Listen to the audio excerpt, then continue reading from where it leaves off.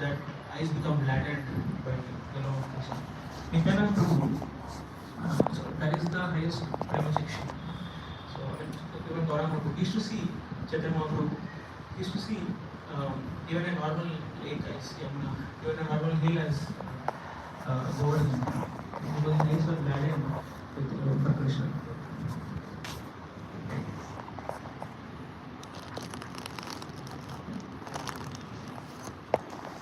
So reviving spiritual vision, right?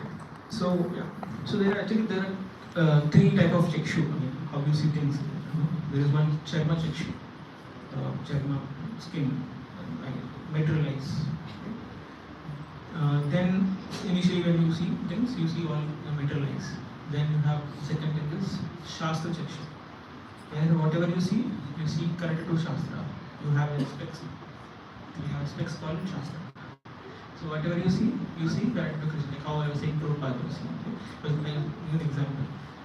So you see from the vision of shastra. If initially you see a person, you see someone material body. Secondly, if you see some shastra, you see his actually not a body, he's a soul. That's how Mahatma see. They say every entity is spark, soul, part of Krishna. And then you have third one is prema chakshu, which is like with love. Like I was saying, you see everything, even in normal stone, as over the normal lake as Yamuna, that is prema chakshu. Right? And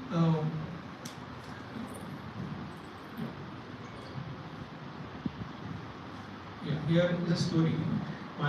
So once a devotee has entered Mayapur temple, and then he was seeing all this arti, he was seeing all these sounds. There even the ladies going when they open the altar. What do you call it? So he was seeing all these, and he was getting annoyed. So then he approached one of the devotee continuous group. So he says, "Who are you? Name, city." So then he asked, "Who are you?" So then the person said, "I am so and so. I'm so and so. I am from this city." No, I asked, "Who are you?" He said, "No, I am from Hyderabad. I am working here." He said, "Who are you?" So real identity is soul, right? So we don't see in bodily identity. We see in the spiritual identity. Similarly, devotees see the Lord in the spiritual eyes.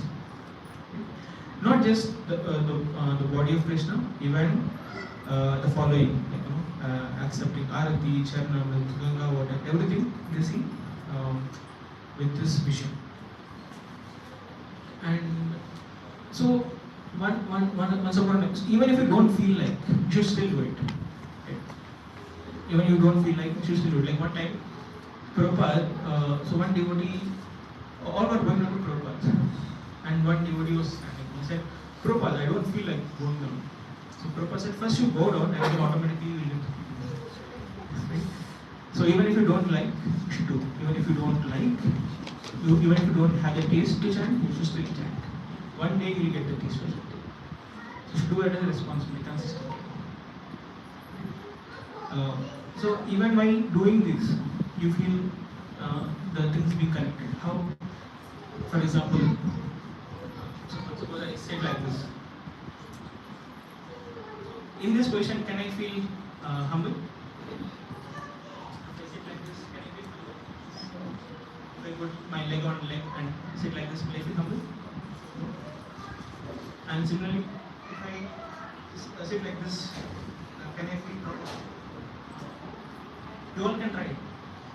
Can you try to feel humble in this position? Or you are feeling proud in this position? So while with actions, when you do consistently, it will revive your actual feeling. So that's why Prabhupada said, first you bow down, automatically feeling weak. When you're standing, you feel like, no, I don't want to go down. Why should I go down? I have this, I have weak. You go down, they automatically feeling weak.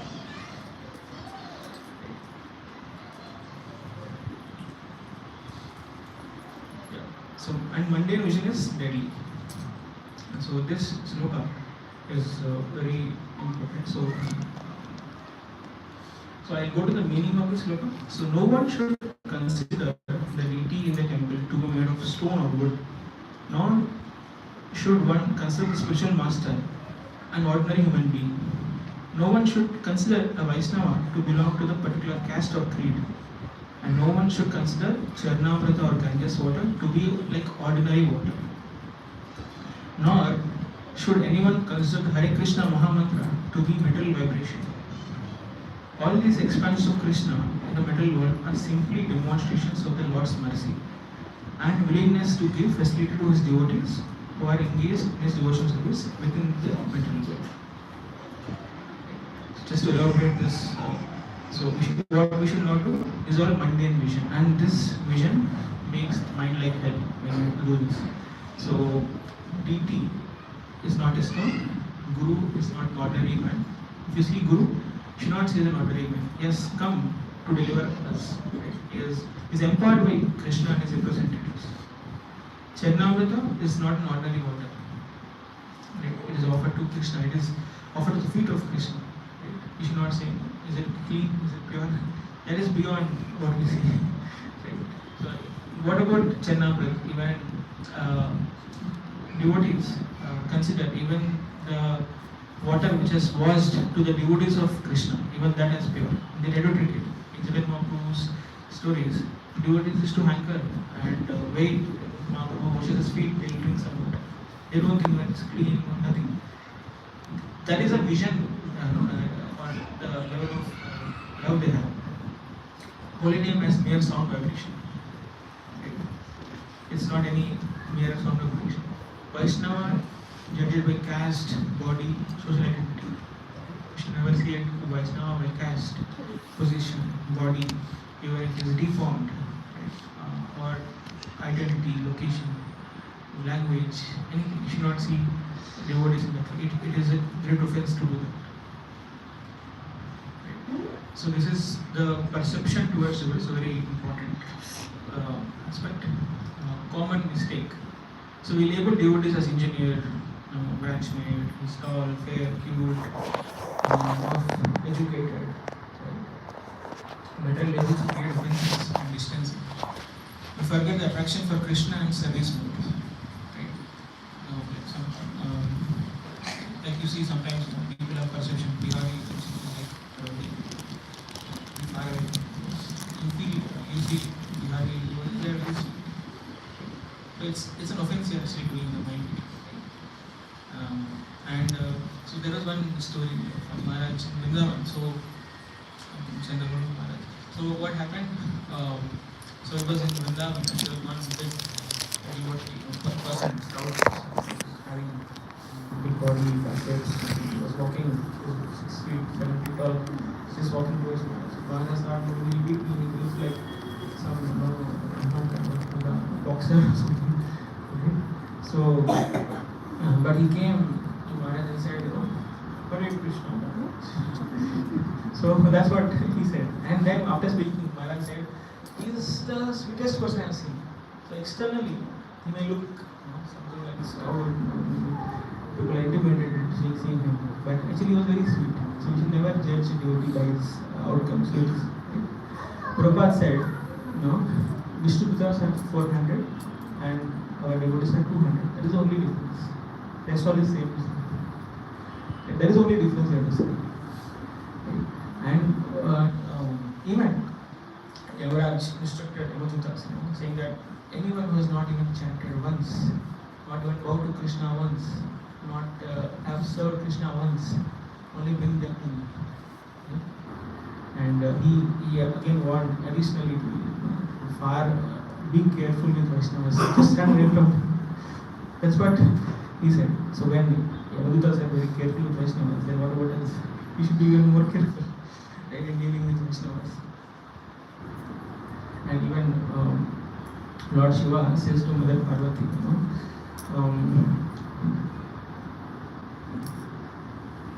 Aradhanam Sarvesham Vishnu Aradhanam Param Tasmat Parataram Devi Tadyanam Samacharam. So he says, oh my dear Devi, among all the worships, the worship to Lord Vishnu Aradhana, is the highest. And better than that is the worship of his devotees. That is what Lord Shiva is saying to Parvati. And why? Because when you serve and please his devotees, Lord Vishnu is pleased. Right? And even in Bhagavad Gita there is sloka Muktana Api.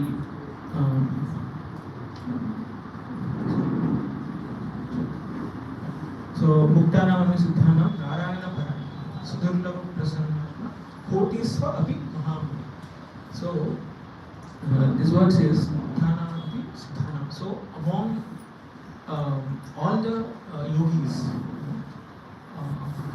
and Narayana Parana Sudurlava Prasanna, among all the jnanis. So if you consider kotis, 1 crore. So if you take 1 crore people of yogis and jnanis, you will find one devotee. That is the rareness of a devotee. Right? It is very special. Right? So never take. You should be very careful with devotees. Never criticize them. You don't know whom you are sitting with. They are very exalted. Maybe they are acting for us. Right? They are very exalted. So never take devotees lightly and change your perception. Do not criticize. So Krishna can tolerate anything, any anartha you did, he may forgive you. But he will never forgive if you criticize the devotees. There is no option. You might have heard last time Ravi was saying about Durvasa Muni story, right? Durvasa Muni he is offended. And even if you see, there are a lot of pastimes, even Jagai Malay story, Prabhu was speaking, right? Jagai Malay, so Chaitanya Mahaprabhu immediately raised his Shankar when Nityananda was offended, right? So there is no option if you criticize devotees. So even, for example, when Jesus Christ says, the reason why I find faults in devotees is that I myself have millions of faults. So when you see faults, you think I am actually faulty. I have faults, but Kashyap is me. Right? And even there are a lot of story pastimes even in Chaitanya Mahaprabhu Leela. Like there was even for the sake of deity. Right? So there was one pastime where the Pandit was taken to Punari to the Amity. So he felt he was like a king. He was sitting